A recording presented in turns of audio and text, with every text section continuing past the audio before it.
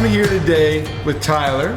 Tyler, are you the head chef?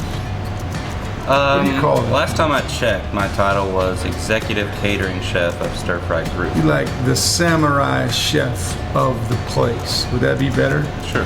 I mean, do you use one knife or two knives? At the same time? Same time. No, just one. Just one? Okay. Yeah. Anyway, we're gonna have some fun. We're gonna cut some vegetables and fruits. We are going to show knife skills today with Tyler. He is the executive catering chef at Stir Fry Group, and I think he's cool. I think I met you when I first moved here, but yeah. And did that cleaver work out okay? Oh, it worked out great. Okay, got good. Another one for you if you got time. Yeah, I got time. All right, so we're gonna have fun today. Tyler's gonna use this chef's knife that I made, and what we really want to showcase is knife skills, how to use the knife. And I'm not that great with it because I just want to samurai the hell out of everything, and I think he'll be able to do it with a little more finesse. We're gonna cut some things. And we'll do it two different ways. We've technically got two, but we'll go with one. We'll start with a slice and then we'll go to a dice. Some people like to core first. Oh yeah, it's sharp enough for us. Is it good? Yeah. It's a pretty green color on the inside of that. A little high up on the board. I'm a short guy. You ever seen anybody slice their fingernail off? I've sliced my own fingernail off. Yikes. So, if that counts. That counts. That's a good one. I like that. Yeah, you always want to keep your fingers tucked. You know, keep that knife away from there. You can feel that edge on there though. So you are using your knuckles against the blade. Yeah, so my knuckles, you generally want to go one in the front, two in the back, and that front knuckle is going to guide your blade. You know, with a knife such as yours, super razor sharp, could cut yourself. And this is what I was talking about here. So if you're going into a dice, you just want to guide that blade along your knuckle.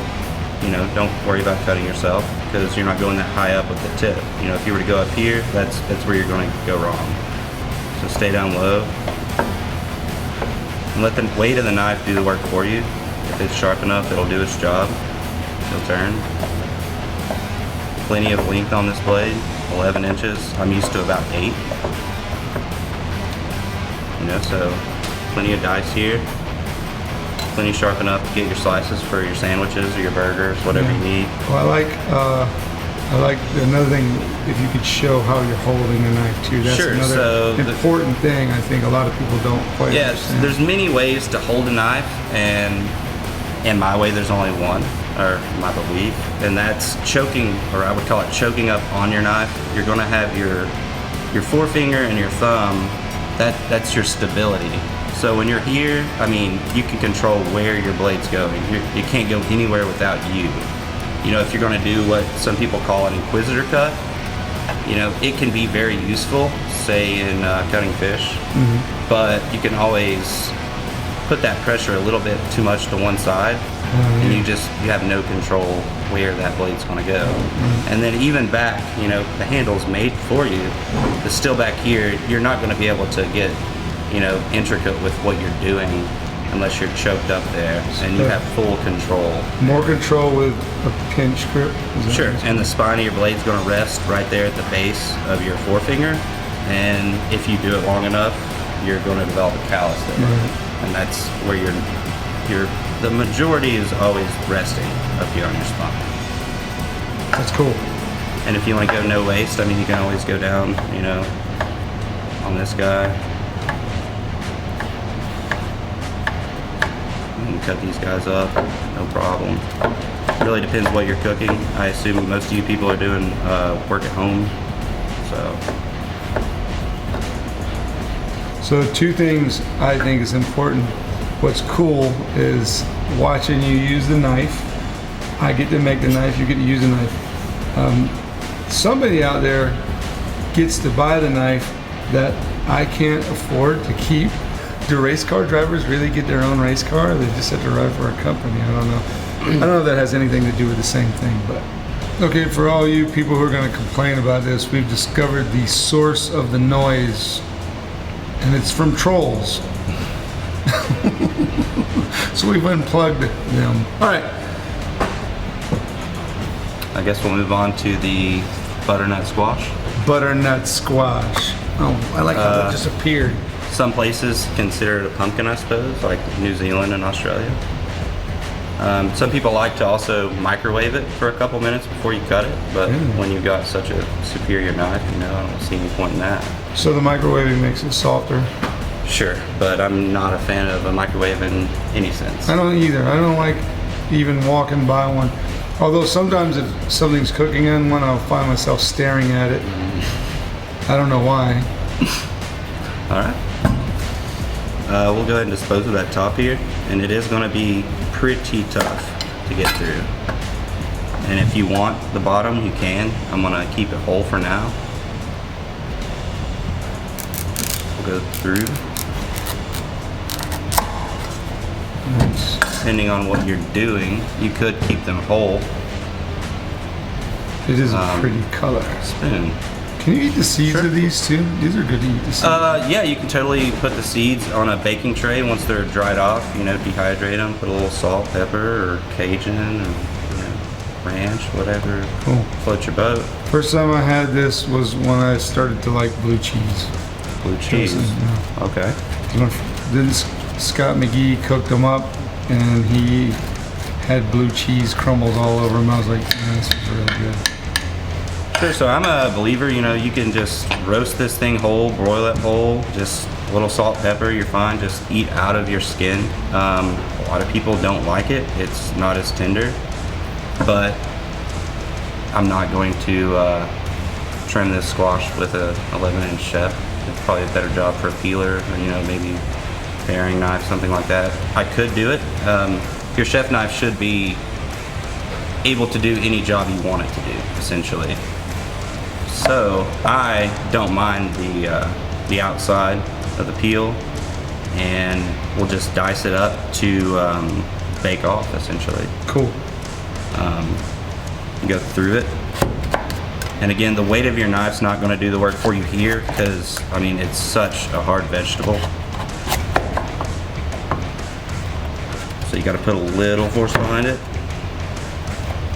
Then you just go in. Toss that in a little bit of, say, olive oil, salt, pepper, throw a little garlic, maybe some thyme, fresh herbs, rosemary, whatever you like. Nice. And then we'll just toss that on a sheet pan, baking tray, and roast it right off. Like I said, you can roast it whole. Some people like to peel the whole thing without cutting it in half, putting it in a spiralizer, making noodles out of it, things of that nature. But I've always followed one rule, is that's no rule. There's no rules in cooking. You do what you want to do. That's like people tell you how to cut a vegetable. You cut a vegetable how you want to cut a vegetable. I cut an onion 10 different ways, and it really just depends what I'm doing. Yeah, that's cool. Besides this, what are some of the most difficult vegetables to cut? I would say the harder the vegetable, the more difficult to cut, because if you're not spending the time you need with your knife and putting that edge on there, things can start getting pretty difficult. Right. And even so with, say, a red bell pepper or tomato, something that's got that waxy coating on it, that's going to take away from your knife. The more you're cutting something like that, the more the less sharp your knife's going to be. Right, That's why when you're cutting, a bell pepper, you always want to cut from the flesh side in, not the outside in, because you're just turning the, what would you call it? You're just burring the blade. Right. You just don't want to do that. I like that's like one of my descriptions, because I just make up words, and if I don't know what it is, I'm trying to explain it, and then I just go, you know what? Figure it out. You'll figure it out. Just do it. If you really want to learn how to cut up food and use your knife, just start doing it, and that's the real key. Like Tyler said, you cut it how you want to cut it. My hands are so dirty. They're just stained. I can't get that off. It's part of the trade, I suppose. So you have to keep my hands clean. Yeah, they look good. I appreciate it. Well, we'll go ahead and dispose of this squash and move on to the avocado. All right. Our next guest on, what are we calling this talk show? Cutting with Tyler. Cutting with Tyler is going to be Mr. Avocado. Cool. Avocado, advocado. How do you say it? Avocado. You know what I don't like? When I get fruit from the store and it has stickers on it, but I guess they have to have somewhere for the person to read the little barcode. I don't mind so much something that has a peel that I'm gonna, dispose of, but when it comes down to, a tomato or a bell pepper or something, and you have to pull that sticker off 30 times, So it aggravating. really gets to you. I'm gonna say one more thing I was thinking about avocado. Oh, I know why they used to not be popular. Because the first time I ate one, you know what it tasted like? Play-Doh. You know how I know what Play-Doh tastes like? That's right, you guessed it. It's like the same flavor, but I like them now. I didn't know it was that big of a pain in the ass to grow avocados. And going back on your earlier question, what's one of the hardest fruits to cut? I would think it's one of the easier, but I would say a lot of injuries, entered into the hospital, it's going to be from cutting this. Wow. People just don't know how to do it, and they just slice their palms open. That's crazy. So I always start, halfway through. You're just going to rotate your avocado around your knife. Give it a little twist. Pretty unripened. Then you'll take that seed there. Oh, Very ripe, Yep. or very unripe, yeah. not good. Which normally that'll just pop right out of there. Let's see who's being tricky. One way. Poisonous? Nope. Not to my knowledge. Oh, this is. Whew. It tastes like pine. It tastes like a pine tree. I might need to go get a different avocado from stir fry. Okay. Is this one the same? It's as hard Yeah. as a witch's. Can we pause on that? So this must be what it feels like when people have to wait on me.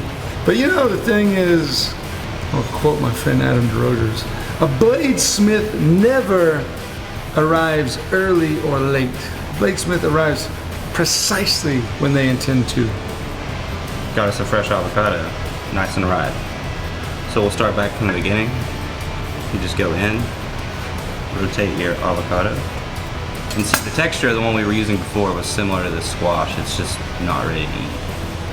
So you pop that open, That's nice. take that guy out, That's nice. no problem. There's a big seed in that one. It is. For a dice, you could always spoon it out, do it on your board, but you could also just be careful not to just go into your hand. If you do this often, it's not a problem. Rotate it a little bit. Go in there with a square. Then you'll pull your spoon. Ooh, that was Go cool. in. Little salt, little white rice, whatever you want. Go for it. Do it again. That was cool. Do that again. No, yeah, whatever you want to do. No, you just cut how you want. That was pretty impressive, actually. I mean, some people, like I said, will go in the avocado, take it out, then they'll just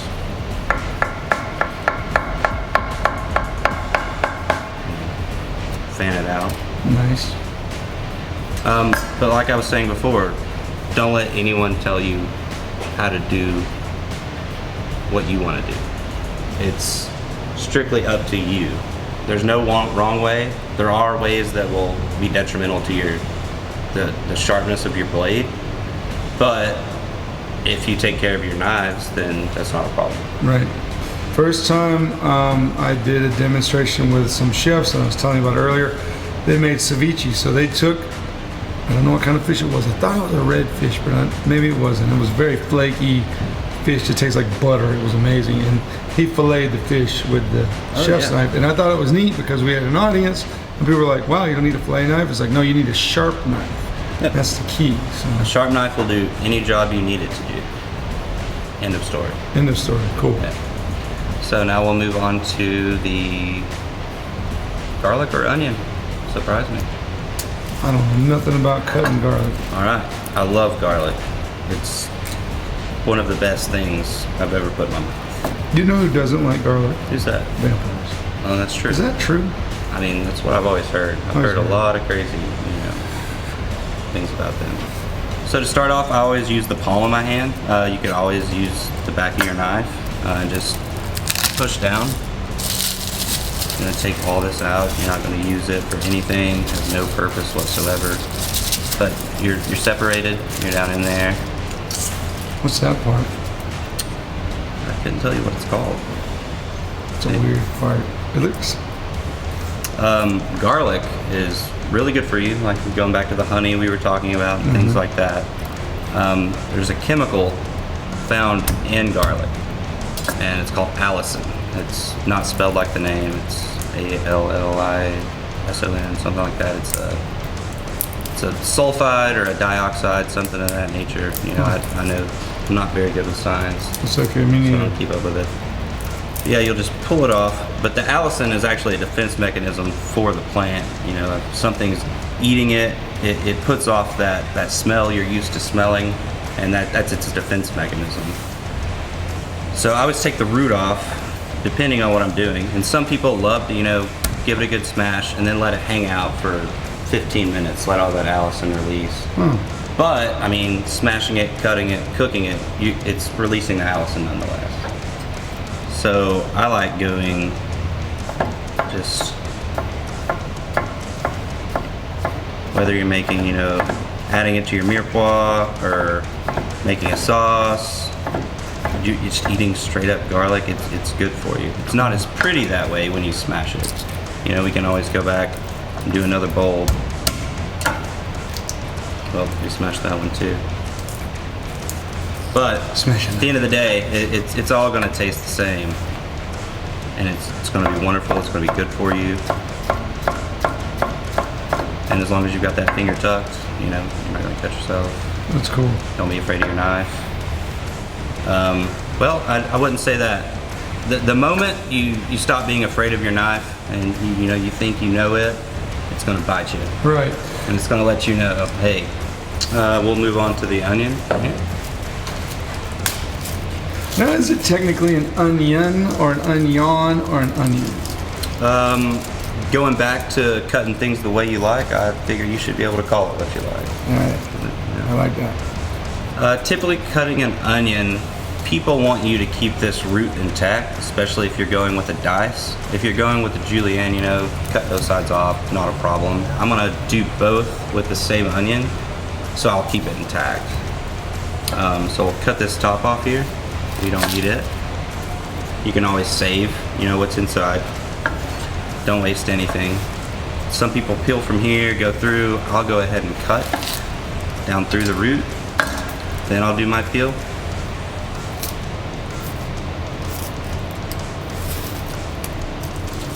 Whew. Slick. What's the little membrane called in there? Do you know? I do not off the top of my head. There's so many terms, it's just really hard to keep track. And anytime I learn it, I just turn around and forget it. Yeah. It's like I like to make up words, but not guan. I didn't make that up. That's a real word. Cool. So we'll start with a julienne, I suppose, and we'll go ahead and dispose of that root that I was talking about. You can see that it's no longer there. Actually, cutting onions is probably my favorite thing to cut of everything that's in front of us. I just know how to do it. I've done it so much. I've cut hundreds and thousands of pounds of onions probably. But starting with an onion, you're going to start on a bias and then work your way up across. So you'll just go through using that front forefinger to guide your blade, and you can go slower. There's not a problem going slow, going through. And then when you get to a certain point that you don't have the stability, just flip it over. Finish it the rest of the way. Nice. And you're done. Pushing that all aside, going to the dice. When you're going, say, a mirepoix base, you'll just start with that front forefinger going through, getting as close to that root system as possible. Get some of that skin off here we left.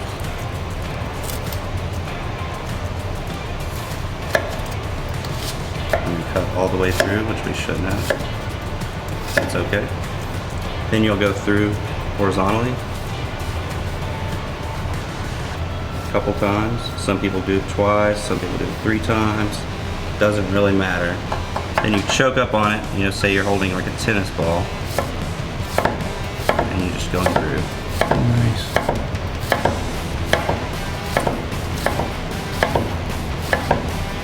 Nice, I like even. watching that. Then you can turn that over. You know, get whatever you left behind off of it. That way I there's never no waves. saw that. That was pretty clever. That's, I And guess I've then never just paid throw that attention. away, and you're good. Yep. Bad? Don't tell anybody. Oh, it's No, okay. not bad. Let's see. It happens. Okay, good. Pretty It's easy. not terrible. Not at all. Alright guys, back. Got a glove on now. You know, if you cut yourself in the kitchen, it's nothing to be embarrassed about. It's gonna happen. I won't necessarily say it's due to using this knife that I've never used before, but it could play a part. So we'll move on to the last and the pineapple, which is our display. I like to cut the bottom off for more stability, but I mean, you don't really need it, but you're also not going to eat this part of your pineapple. So we'll go ahead and get in there. That flesh, turn it up. Go ahead and get rid of this top as well. Great ornamentation for, you know, a fruit display or anything that you're gonna do.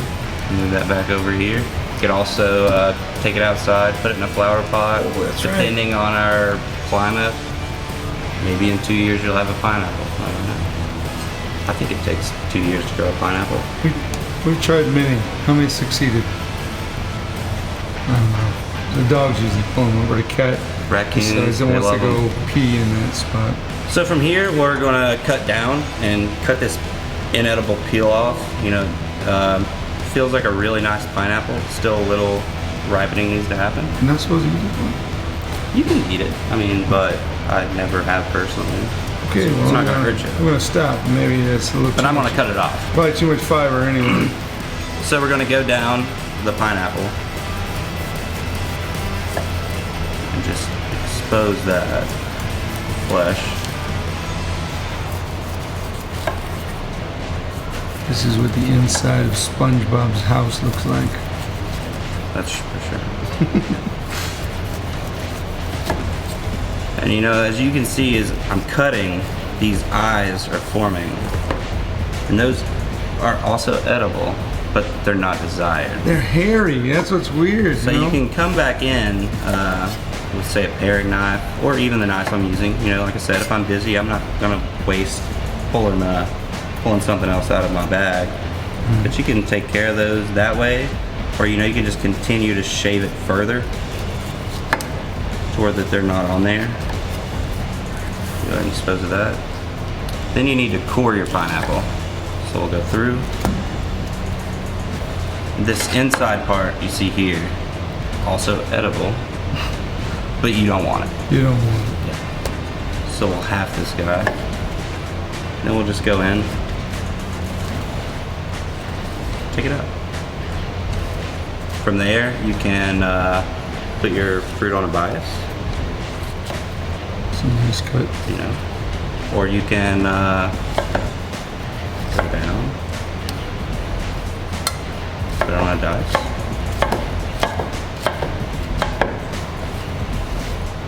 You can just straight up slice for a fruit display. And if you want the full ring effect, you know, you really need to get something in there that you can core that pineapple with. Yeah.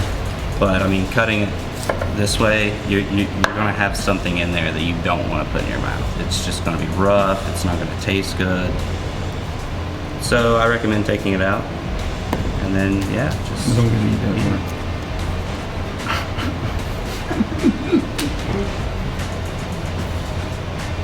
Nope.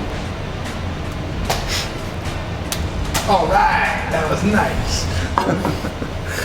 I like the texture on the outside of this. It's like a frog, no? Yeah. Same color. I mean, if you are in evolution, then you might consider that they were cousins. Oh, now I'm wishing you had a coconut here. I don't like they cutting mammals? coconuts. I don't know. Is a Could coconut be. a mammal? Wait a minute, it's a marsupial. You know why? Because it has something inside of it. What's inside it? What is coconut milk though? It's actually like a It's a type some of form breast of milk, sperm, I'm sure. I think. No, I think it's breast milk because a coconut looks kind of like a breast, and what's inside of it has to be breast milk. Tyler, thank you. I appreciate you being here, and I admire and respect your knife skills. And I hope you all enjoy this. And do you have an Instagram or do you do this? I do have an Instagram. What's your Instagram? I believe I'm at Richard Roundtree 55. Richard Roundtree 55.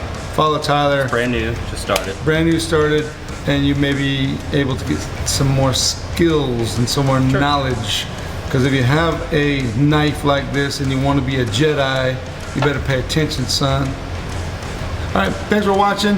I hope you all enjoyed it. No, I don't hope you enjoyed it. I know you enjoyed it. Don't forget to like, comment, and subscribe. Or subscribe first and leave an intelligent, logical comment. Now I'm gonna try to cut that onion up. Thank you. Have a great day. Bye.